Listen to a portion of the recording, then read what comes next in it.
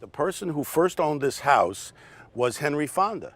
Henry Fonda actually planted all of these roses. This lost 2010 footage of Rob giving a tour of his beloved home on CBS Sunday Morning is now haunting to watch, considering his once safe sanctuary that he shared with Michele is now the grisly crime scene where they were brutally murdered. This room over here is what we call the ego room. The room is home to relics from Rob's career, including one of 2 Emmys he won for his iconic role as Archie Bunker's son-in-law, Meathead, on Norman Lear's groundbreaking sitcom All in the Family, long before he became a celebrated film director. I think of some of the things you've called me.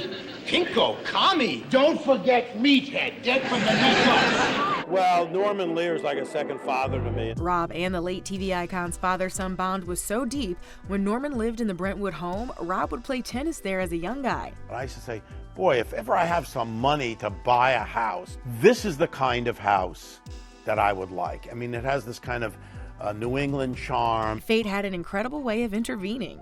After Rob married Michele in 1989, she went house hunting while he was working and stumbled upon the house, having no idea it was Norman's or that Rob loved the home, as he explained on PBS back in 2015. And one day she says to me, I think I found something that might be good. I said, well, wait a minute. I said, this is Norman Lear's house. I said, you're showing me, I spent a lot of time, I know this house. And she said, yeah, when I first came here, I didn't know. I mean, there was a lot of pictures of Norman Lear here, and I thought, well, whoever owns this house really must like Norman Lear a lot. And then they told me that it was his house, and I wasn't going to tell you about it because I thought maybe it'd be weird. And I said, honey, this is exactly the kind of house that I've always wanted. Aside from the Norman connection, Rob was also enchanted by the estate's iconic previous owners from Hollywood's golden age. Norman purchased the home from Paul Henreid, who starred in Casablanca and now Voyager.